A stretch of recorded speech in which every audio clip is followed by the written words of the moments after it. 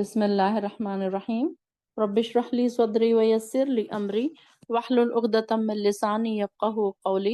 اللهم لا سهل إلا ما جعلته سهلا وأنت تجعل الحزن إذا شئت سهلا.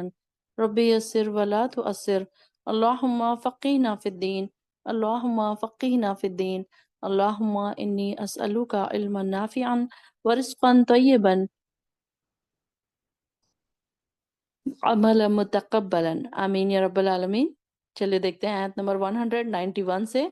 وَاقْتُلُوهُمْ، اور تم ان کو قتل کرو، حیث جہاں، ثقفتموہم تم پاؤ ان کو، وَأَخْرِجُهُمْ اور تم نکال دو ان کو، من حیث جہاں سے، اخرجکم انہوں نے تم کو نکالا، والفتنۃ اور فتنہ، اشد زیادہ شدید تر ہے، مطلب زیادہ بڑی بات ہے، من القتل قتل سے، ولا تقاتلهم اور تم نہ لڑو ان سے، عند المسجد الحرام نزدیک مسجد حرام کے، حتی یہاں تک کہ یقاتلکم وہ لڑیں تم سے، فیہ اس میں، فإن قاتلوکم پھر اگر وہ تم سے لڑیں، فاقتلوہم تو تم لڑو، تم ان کو قتل کرو، کذالک اسی طرح، جزاء الکافرین سزا ہے کافروں کی۔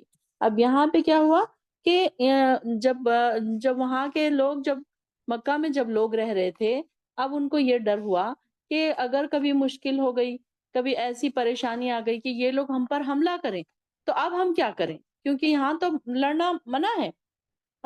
حرم کو محترم کہا گیا تھا نا، کہ وہاں پہ جنگ کرنا، کسی کو مارنا، کسی کا خون بہانا، یہ ساری چیزیں وہاں پر حرام کر دی گئی تھی۔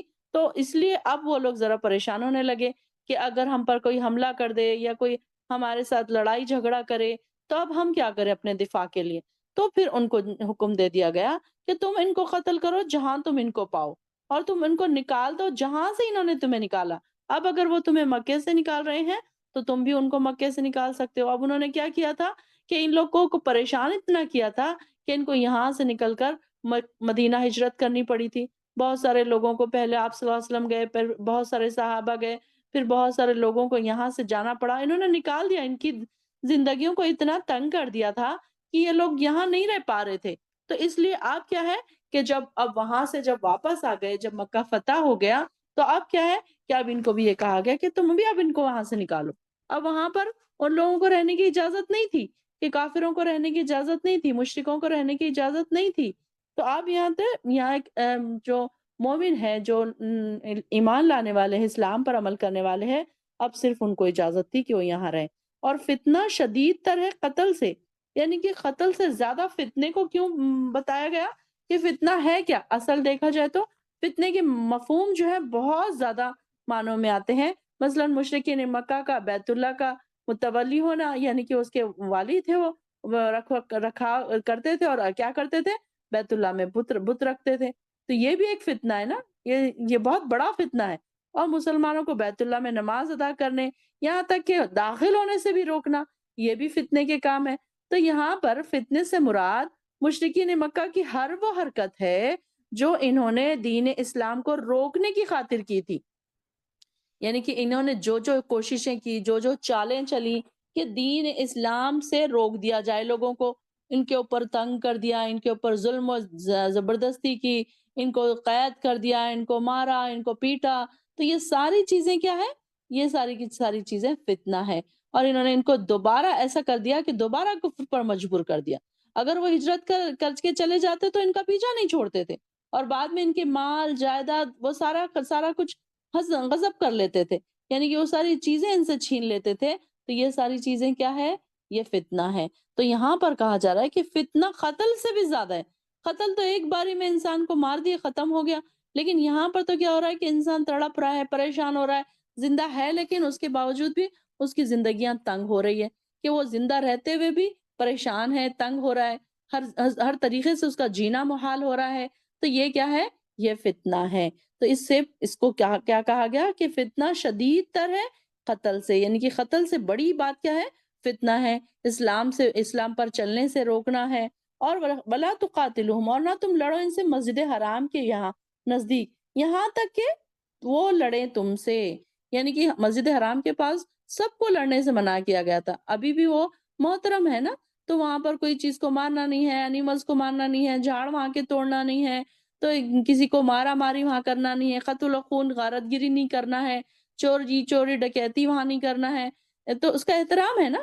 حرام کا کیا مطلب ہے؟ احترام، محترم، مطلب بزرگی والا، عزت والا کوئی چیز جب ہوتی ہے، ہم محترم کس کو بولتے ہیں؟ اپنے بڑوں کو بولتے ہیں نا، تو ہم ان کا احترام کرتے ہیں۔ تو یہاں پر بھی حرم اسی سے ہے کہ حرم کیسا ہے؟ محترم ہے، کہ وہاں پر یہ ساری چیزیں نہیں ہوں گی۔ لیکن اگر کبھی ایسے حالات آ جائیں کہ کوئی تم پر حملہ کر دے کہ یا کوئی تم کو تکلیف پہنچائے، تو پھر تم کیا کرو؟ پھر تم ان سے لڑو۔ فَإِن تُقَاتِلُوكُمْ يُقَاتِلُوكُمْ فِيهِ وَإِن قَاتَلُوكُمْ فَاقْتُلُوهُمْ، اگر وہ تم سے لڑے تو تم بھی ان سے لڑ سکتے ہو پھر۔ ایسا نہیں ہے کہ اگر وہ مار رہے بھی تو صرف حرم میں ہے بول کے ان کو چھوڑتے جائیں گے، ایسا نہیں ہوگا۔ اگر ایسا ہوگا تو وہ تو ہم حاوی ہو جائیں گے۔ کذالک جزاء الکافرین، اسی طرح سزا ہے کافروں کی۔ فَإِنِ انتہوا، پھر اگر وہ باز آ جائیں، فَإِنَّ اللَّهَ، تو بے شک اللہ تعالی، غفور الرحیم، بہت زیادہ بخشنے والا، نہایت رحم کرنے والا ہے۔ اب یہاں پر دیکھیے کہ باز آ جانے کے بعد اب ان کو چھوڑ دو۔ اب یہ نہیں ہے کہ بھئی اب وہ باز بھی آ گئے تو بھی پھر تم کوئی نہ کوئی طریقے سے ان کو بولتے جاؤ کہ نہیں انہوں نے ایسے کیا تھا، انہوں نے ویسے کیا تھا، انہوں نے جب وہ کیا تھا، تو ان کو باز جب آ جائیں گے تو پھر اب ان کے لیے کوئی بات نہیں رہے گی، ان کے لیے یہ ساری چیزیں ختم ہو جائے گی کہ انہوں نے جو بھی کچھ پچھلی زندگی میں کیا تھا، یہ ساری چیزیں ختم ہو جائیں گی۔ تو ان کا جب وہ دین قبول کر لیں گے، اب بہت سارے لوگ دیکھیں کہ کیسے تھے، خالد بن ولید تھے اور بہت سارے جو ایسے لوگ تھے جو پہلے بہت اسلام کے کٹر دشمن تھے، بعد میں پھر انہوں نے اسلام قبول کر لیا۔ تو ابو سفیان ہو گئے اور ایسے بہت سارے لوگ ہیں جو جن کا بہت نام آتا ہے بعد میں اور حضور صلی اللہ علیہ وسلم کے صحابہ میں، جنہوں نے دین کے اسلام کے لیے بہت بڑی بڑی انہوں نے محنتیں کی اور اپنے نام اس میں ان کا عشرہ مبشرہ میں کئی لوگوں کے نام آئے۔ تو یہ لوگ کیسے تھے؟ پہلے اسلام کے دشمن تھے، بعد میں اللہ تعالیٰ نے ان کو ہدایت دے دی۔ تو اب ان کے لیے کہا جا رہا ہے کہ اگر وہ باز آ جائیں تو پھر تم ان کو معاف کر دو۔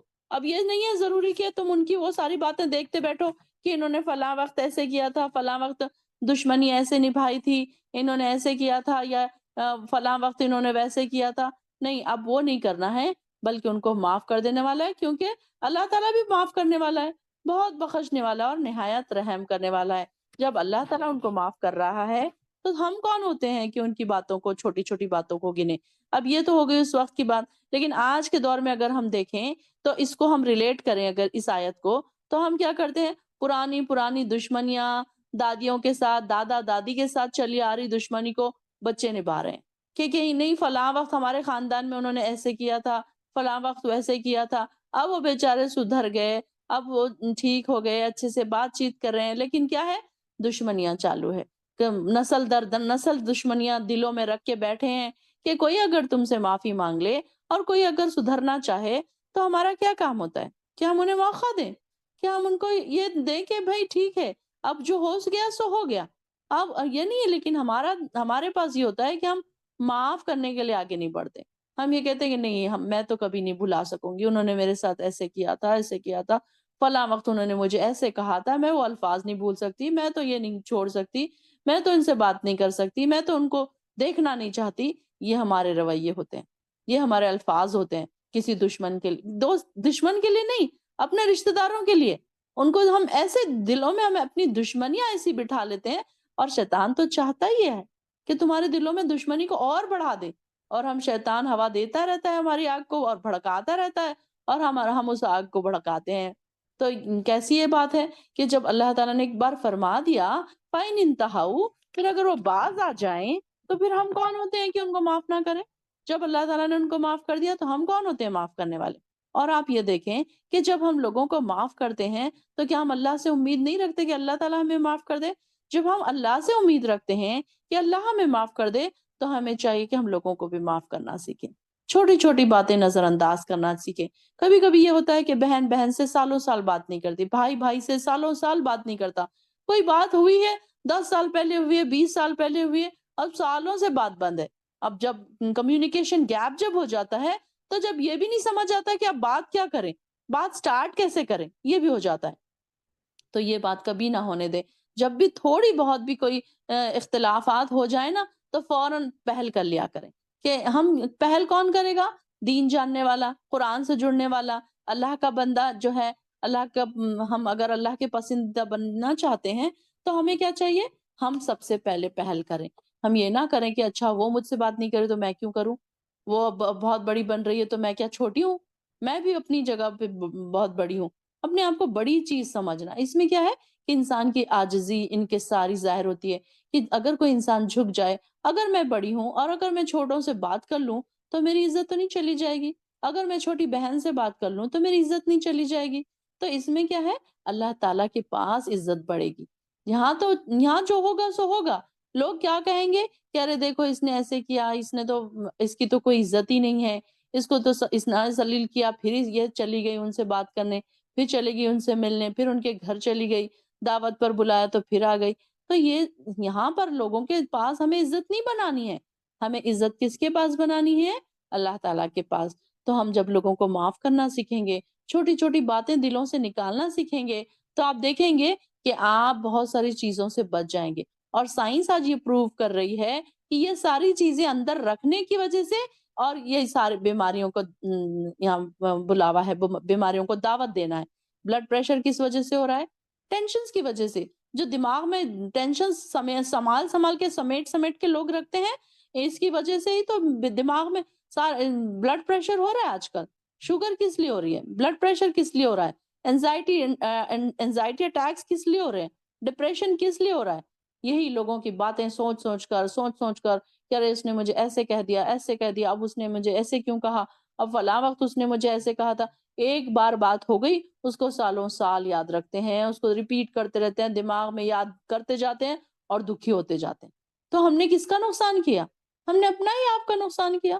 کسی کا کوئی نقصان نہیں ہوا، بلکہ ہم نے اپنی صحت پر، اپنے آپ پر، سارا کچھ ظلم اپنے آپ پر ہی کر لیا. تو یہ اللہ تعالیٰ جب ہمیں کہہ رہا ہے فَإِنِ انتہوا، تو ہمیں بھی معاف کر دینا چاہیے، ہمیں بھی نظر انداز کر دینا چاہیے. اگر وہ باز آ جائیں، ہمیں لگ رہا ہے کہ وہ باز آ گئے ہیں، وہ معافی مانگ رہے ہیں، تو ہمیں بھی کیا کرنا چاہیے؟ بڑا دل کرنا چاہیے. آگے دیکھیے آیت نمبر 193. وَقَاتِلُوهُمْ، اور تم ان سے لڑو، حتیٰ یہاں تک کہ لا تکونا فتنتن، نہ رہے فتنہ، وَيَكُونَ، اور ہو جائے، دین للہ، اللہ کے لیے، دین صرف اللہ کے لیے باقی رہ جائے. فَإِنِ انتہوا، پھر اگر وہ باز آ جائیں، فلا عدوانہ، تو نہیں ہے زیادتی، الا مگر، علی الظالمین، اوپر ظالموں کے. اب یہاں پر دیکھیے کہ ان سے لڑنا کیوں ہے؟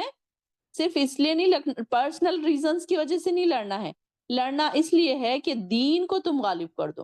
کوئی اسلام کو نیچا دکھائے تو لڑو ان سے.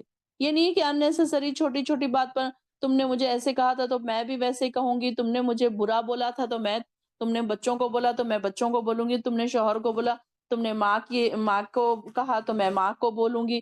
ایسے نہیں، بلکہ یہاں پر کیا ہے کہ کس کے لیے کہا جا رہا ہے کہ ان کے لیے جو دین کو غالب کرنے کے لیے لڑائی کرنا ہے. یہاں پر کہ یہاں کوئی باقی نہ رہے، دین اللہ کے لیے ہو جائے. اب یہاں پر دیکھیں کہ ان لوگوں کو کتنا لڑنا پڑتا تھا کہ دین کے لیے، جو دین کے عمل کرنے، دین پر عمل کرنے کے لیے ان کو مشکلیں آتی تھی، ان کو عمل نہیں کرنے دیا جاتا تھا. تو پھر ان کو کیا کہا جا رہا ہے کہ تم اب کیا کرو، تم لڑ سکتے ہو. ایسے میں تم اپنے جن سے بھی تم کو چاہے تم جو بھی چاہو، ایسی رکاوٹیں اگر آ رہی ہیں تم کو، تو پھر تم کیا کرو، ایسے حالات میں تم جنگ کر سکتے ہو. تو یہاں پر ان کو بتایا جا رہا ہے کہ اپنے جان مال کی حفاظت کے لیے جنگ کی جا سکتی ہے، یا پھر مسلمان کو مدد کے لیے پکارا جائے تو ان کے لیے مدد کی جا سکتی ہے، یا پھر ایسی کوئی بات ہو رہی ہے جو اسلام کے خلاف ہو رہی ہے تو اسلام میں کن کن صورتوں میں حالات کے جنگ کے پیدا ہو سکتے ہیں. تو وہ بتایا جا رہا ہے کہ جن صورتوں میں اسلام نے جنگ کرنے کی اجازت دی اور یہ حکم دیا، وہاں بھی یہ حکم نہیں دیا کہ جاتے ہی جنگ شروع کر دو، بلکہ یہ کہ دشمن پر شرطیں بھی لگاؤ کہ اگر تم مسلمان بن جاؤ اور ہمارے بھائی بن کر اپنے علاقہ میں اور اپنی حکومت کے اپنے پاس رکھو. یعنی کہ دوسری شرط یہ کہ اسلامی دشمنی چھوڑ دو اور اپنی مذہبی آزادی بحال رکھو، اطاعت گزاری کرو. یعنی کہ یہ ساری چیزیں پہلے تو ایسا نہیں ہے کہ جا کے سیدھا دشمن کو ختم ہی کر دو، پہلے ان سے اصلاح بھی کر سکتے ہیں کہ بھائی تم اگر یہ ساری چیزیں مان لو تو ہم جنگ نہیں کریں گے۔ اور پھر کیا ہے کہ ایسی اسلام کے لیے جنگ ایک ایسا نہیں ہے کہ اسلام یہ نہیں سکھاتا کہ بس جاؤ اور مارو لڑو اور ختم کر دو، بلکہ اسلام کیا چاہتا ہے کہ ان کی اصلاح ہو جائے، ہر ایک کی اصلاح ہو جائے۔ اسلام مذہب ایسا ہے کہ وہ ہر ایک کی اصلاح چاہتا ہے، یہ نہیں ہے کہ بس جنگیں کر لو، مار لو، ختم کر لو، ایک دوسرے کو مار لو اور ختم کر دو، نہیں۔ جنگ کا کب دیا گیا؟ آخری میں، سب سے آخری میں، کہ اگر تمہارے دین پر کوئی بات آ رہی ہے اور تم اب اس کو برداشت نہیں کر سک رہے تو پھر کیا کرو؟ پھر کوئی لڑو تم یہاں تک کہ فتنہ باقی نہ رہے، دین اللہ کے لیے دین خالص ہو جائے۔ پھر اگر وہ باز آ جائے تو نہیں ہے کوئی زیادتی مگر اوپر ظالموں کے۔ تو اگر وہ باز آ جائے، وہ اپنے معافی مانگ لیں، دشمن قوم ہے، اب وہ کہیں کہ نہیں نہیں اب جنگ نہیں کرنا چاہتے، ہم آپ سے معافی مانگنا چاہتے ہیں، تو پھر کیا کرو؟ پھر انیسیسری ان سے لڑائی مت کرو۔ الشہر الحرام، مہینہ حرمت والا، بالشہر الحرام، حرمت والے مہینے کے بدلے میں ہے، والحرمات، اور سب حرمتیں، قصاص، بدلے کی چیزیں ہیں، فمن اعتدی، سو جو شخص زیادتی کرے، علیکم، تم پر، فاعتدوا، تو تم زیادتی کرو، علیہ، اس پر، بمثلی، اس جیسی، معتدہ، اس کی زیادتی کرنے کے، علیکم، تم پر، واتقوا اللہ، اور تم ڈرو اللہ سے، وعلموا، اور جان لو، ان اللہ، بے شک اللہ تعالی، مع المتقین، پرہیزگاروں کے ساتھ ہے۔ اب یہاں پر دیکھیے کہ حرمت والے مہینوں کی بات ہو رہی ہے۔ حرمت والے مہینے کون سے ہیں؟ رجب، ذیقعد، ذی الحج اور محرم۔ اب یہ حرمت والے مہینوں کا جو ذکر آ رہا ہے، یہ سیدنا ابراہیم علیہ السلام کے وقت سے لے کر عرب میں یہ دستور چلا رہا ہے کہ ذیقعد، ذی الحج، محرم اور رجب کو حرمت والے مہینے قرار دیا گیا تھا، اور یہ جو مکہ کے مشرکین بھی تھے یہ حرمت والے مہینوں کا بڑا احترام کرتے تھے، حالانکہ یہ ان کے اندر بہت ساری چیزیں خراب تھی، لیکن بتوں کی پوجا کرتے تھے، لیکن ان میں اچھی باتیں بھی تھی، حج بھی کرتے تھے، حاجیوں کو کھانے بھی کھلاتے تھے، محترم مہینوں کا احترام بھی کرتے تھے۔ تو یہاں پر ان کے درمیان رجب کا مہینہ جب عمرہ کرنے والوں کے لیے رکھا گیا تھا تاکہ حج اور عمرہ کرنے والے امن و امان سے سفر کریں۔ اس کو کیوں ایسے رکھا گیا تھا، حرمت والا کیوں بنایا گیا تھا یہ مہینوں کو؟ کیونکہ جب حج کرنے والے ہوں، جب عمرہ کرنے والے لوگ آئیں تو وہاں پر لوٹ مار نہ ہو، کیونکہ یہ لوگ تو سال بھر لوٹ مار کرتے تھے، قتل و غارت گیری کرتے تھے، لیکن اب دیکھو حج کے لیے اگر باہر سے لوگ آئیں گے اور ان کو مار پیٹ کے کر دیں گے یا ان کو قتل کر دیں گے تو اگلی بار سے کوئی حج کو نہیں آئے گا، کوئی عمرے کو نہیں آئے گا، ڈر کے مارے لوگ بیٹھ جائیں گے۔ تو ان کو لیے کیا کیا گیا تھا؟ حرمت بنا دی گئی تھی ان مہینوں کی کہ ان مہینوں میں کوئی لڑائی جھگڑا نہیں کرے گا، کوئی اس میں مارا ماری نہیں کرے گا، کوئی خون و قاتل غارت گیری نہیں کرے گا، تو اس لیے ان کو احترام والے مہینے قرار دیا گیا، اور ان مہینے میں قتل و قتال سب کچھ ممنوع قرار دیا گیا۔ اب جب یہ کہ ایک دستور تھا تو لہٰذا کیا ہوا، اسلام نے بھی اس کو بحال رکھا، یہ ابراہیم علیہ السلام سے چلا آ رہا تھا نا، اور یہ تو مکہ کے جو مشرکین تھے وہ کیا کہتے تھے کہ ہم دین ابراہیم پر قائم ہیں، تو اگر ان مہینوں میں کافر تم سے جنگ کرتے ہیں تو پھر تمہیں بھی ان سے جنگ کی اجازت ہے۔ اب ایسی صورت میں کافر اب حرمت والے مہینوں میں اگر تم پر کوئی حملہ کر دے تو اب یہ تو نہیں ہو سکتا کہ ہم بیٹھے بیٹھے وہ لوگ بیٹھے رہتے اور خاموشی سے ان کا دیکھتے کہ وہ حملہ کر رہے ہیں اور خاموشی سے اپنے آپ کو قتل ہونے دیتے، نہیں، بلکہ اب یہاں پر کیا کرنا ہے کہ اب وہاں پر جنگ کی اجازت ہے، اگر وہ تم پر سے لڑیں تو تم کو جنگ کی اجازت ہے، ورنہ نہیں، اگر اننیسیسری کے کوئی لڑائی جھگڑا کرنا ہے تو اس کی اجازت نہیں ہے، بلکہ اگر کوئی کافر تم پر حملہ کر رہے ہیں تو پھر کیا ہے، اور پھر اس میں یہ بھی بات کا خیال رہے کہ جتنی زیادتی تم پر ہوئی اتنی ہی تم کر سکتے ہو، اس سے زیادہ نہیں، اور اس معاملے میں اللہ تعالیٰ سے ڈرتے رہو، یعنی کہ جب اللہ سے ڈرنے والا جو انسان ہوگا تو پھر وہ کیا ہوگا کہ وہ ہر چیز میں پھک پھک کے قدم رکھے گا کہ نہیں مجھ سے کوئی غلطی نہ ہو جائے، مجھ سے کوئی غلطی نہ ہو جائے، پھر ہر چیز میں وہ اللہ کی پیروی کرنے والا ہوگا۔ اب ہم دیکھتے ہیں کہ جو متقین ہوتے ہیں تو وہ ہر وقت ہر گناہ کرنے سے پہلے ڈرتے ہیں کہ نہیں مجھ سے یہ گناہ نہ ہو جائے، کوئی گناہ جب کرنے آگے بڑھتے ہیں تو ان کا ضمیر انہیں روک دیتا ہے کہ نہیں یہ گناہ نہیں کرنا مجھے، یہ اللہ تعالیٰ، یہ ایسے ہوتے ہیں متقین جو اللہ کے ڈرنے والے کے اکیلے میں تنہائیوں میں بھی اللہ سے ڈرتے ہیں، کہ ایسا نہیں ہے کہ چلو تنہائی میں بیٹھے ہیں، جو کرنا ہے کرو، اب ہمیں تو کوئی نہیں دیکھ رہا. تو یہ متقین نہیں ہوتے. متقین کی کیا کوالٹی ہے کہ وہ اللہ سے ہر وقت ڈرنے والے ہوتے ہیں، چاہے تنہائی میں ہو، چاہے سب کے سامنے ہو. اب یہ نہیں ہے کہ چلو سب کے سامنے ہے تو شرما رہے ہیں، نماز پڑھنے شرما رہے ہیں، نماز کا ٹائم ہو گیا، بازار میں ہیں، تو پھر ان کو کوئی فرق نہیں پڑتا کہ لوگ کیا کہیں گے. ان کو کوئی شرم نہیں محسوس ہوتی کہ اگر میں یہاں نماز پڑھ لوں تو مجھے لوگ کیا کہیں گے. متقین کی صفات یہ ہوتی ہے کہ اللہ کے قریب تر ہوتے ہیں، اللہ کے خاص بندے ہوتے ہیں، اللہ تعالیٰ سے ڈرنے والے ہوتے ہیں ہر لمحے. اور جتنا زیادہ نیکی کرنے والے ہوتے ہیں اتنے ہی زیادہ اللہ سے ڈرنے والے ہوتے ہیں. یہ نہیں ہے کہ ہاں چلو اب ہم نے تو اتنی نیکی کی ہے، اب ہمیں کیا ڈرنے کی ضرورت ہے. نہیں، بلکہ جتنا متقی ہوگا انسان، اتنا جتنی اس کی عبادتیں زیادہ ہوگی، وہ اتنا ہی اللہ سے ڈرنے والا ہوگا.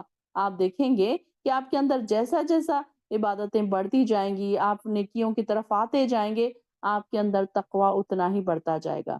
عبادت کا لیول بڑھے گا، ایمان کا لیول بڑھے گا، تقوی کا لیول بڑھے گا. آپ اللہ سے ہر وقت ہر لمحے ڈرتے رہیں گے کہ کہیں مجھ سے یہ غلط بات ہو گئی تو اللہ مجھ سے ناراض نہ ہو جائے، اور میں کیا کیا کروں کہ میں تقوی کے زیادہ قریب ہو جاؤں.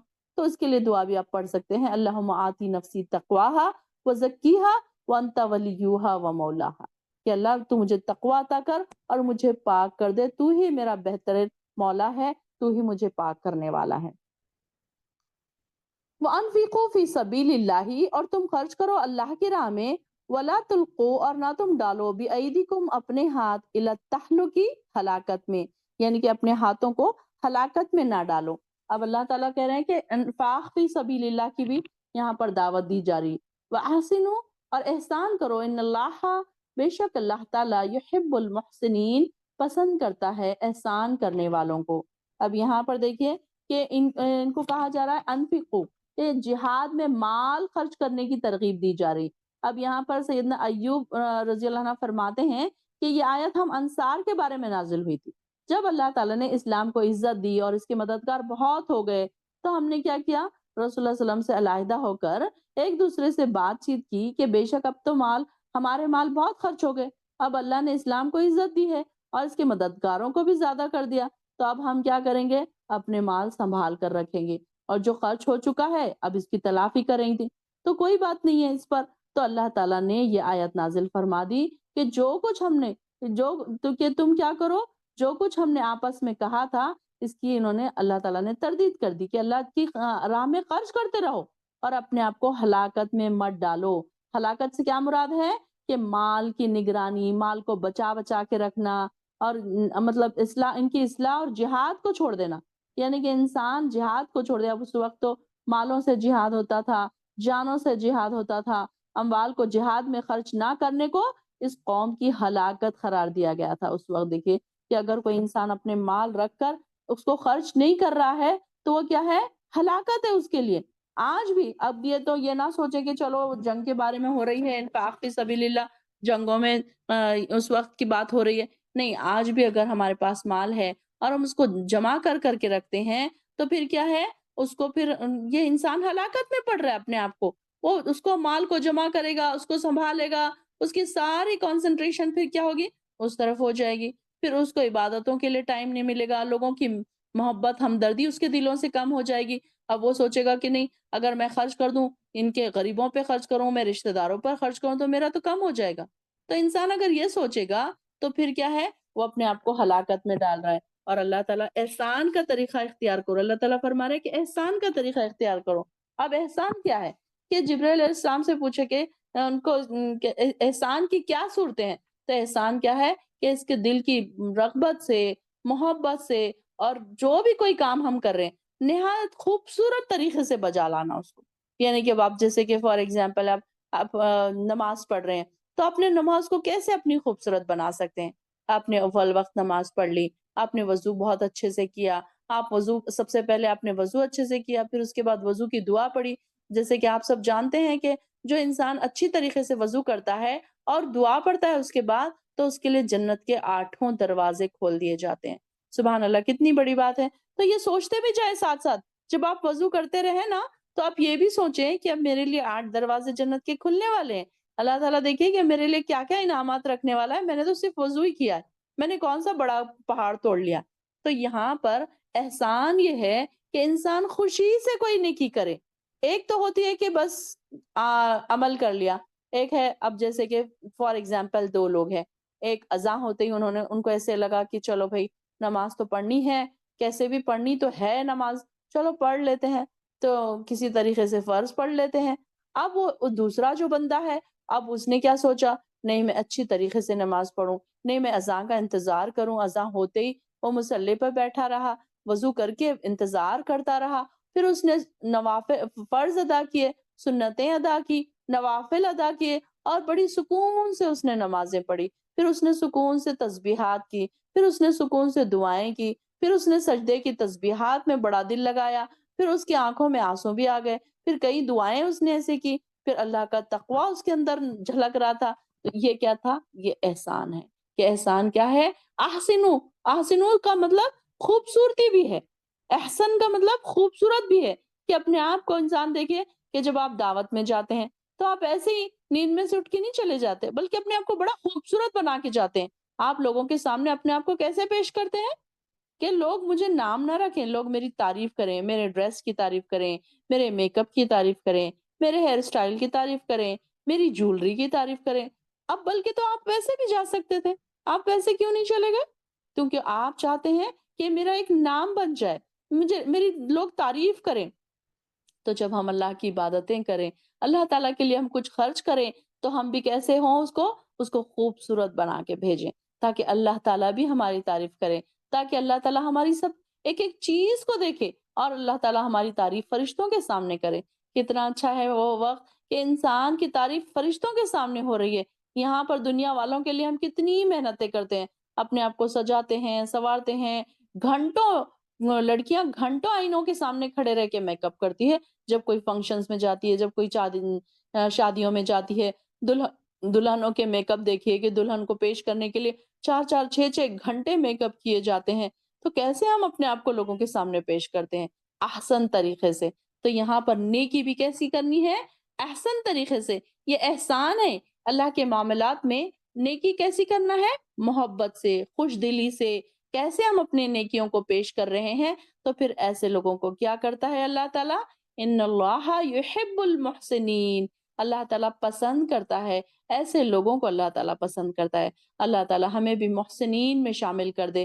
اللہ تعالیٰ ہمیں بھی ایسے لوگوں میں شامل کر دے جو تیرے خاص بندے ہیں، جو تیرے محسنین بندے ہیں. اللہ تعالیٰ ہم کو ان لوگوں میں شامل کر دے.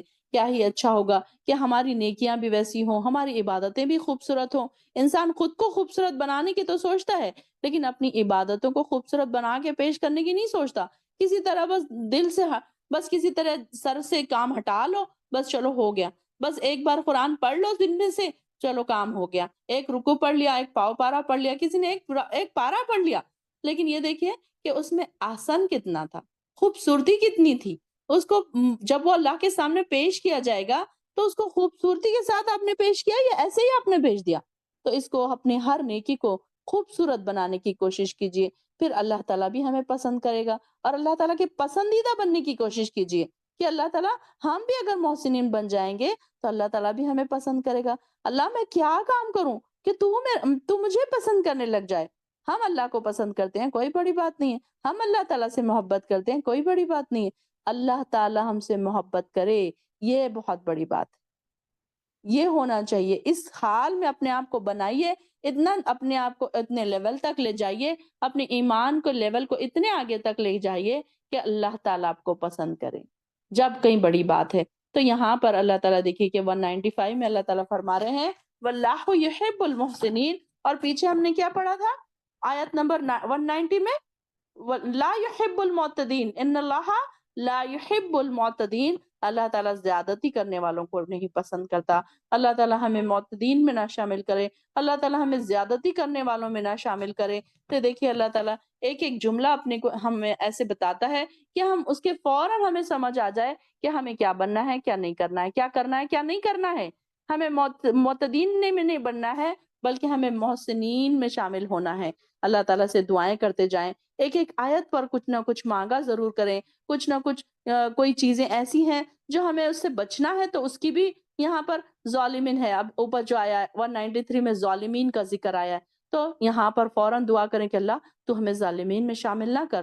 پھر متقین کا ذکر آیا ہے آیت نمبر 194 میں، تو فوراً رک جائیں۔ آپ اکیلے بیٹھے ہوں، اگر آپ قرآن پڑھ رہے ہوں تو آپ ایسے الفاظوں پر رک جائیں، پھر فوراً دعا کریں اللہ میں بھی متقین بننا چاہتی ہوں، میں بھی محسنین بننا چاہتی ہوں، اللہ میں ظالمین میں شامل نہیں ہونا چاہتی، اللہ میں معتدین میں شامل نہیں ہونا چاہتی۔ تو جہاں جہاں پہ ایسے الفاظ آئیں ہمیں یہ سمجھ آنی چاہیے، قرآن کی اتنی سمجھ ہمیں ہونی چاہیے کہ کہاں ہمیں کس چیز سے پناہ مانگنی ہے اور کہاں کون سی چیز ہمیں ہمارے لیے مانگنی ہے۔ تو یہاں پر آیت نمبر 195 تک رکھتے ہیں، کیونکہ اگلا جو ٹاپک ہے حج کا ٹاپک ہے اور یہ زیادہ ٹائم لے گا، اس لیے یہ والی آیت 96 والی آیت انشاءاللہ ہم کل دیکھتے ہیں۔ وآخر الدعوانا الحمد للہ رب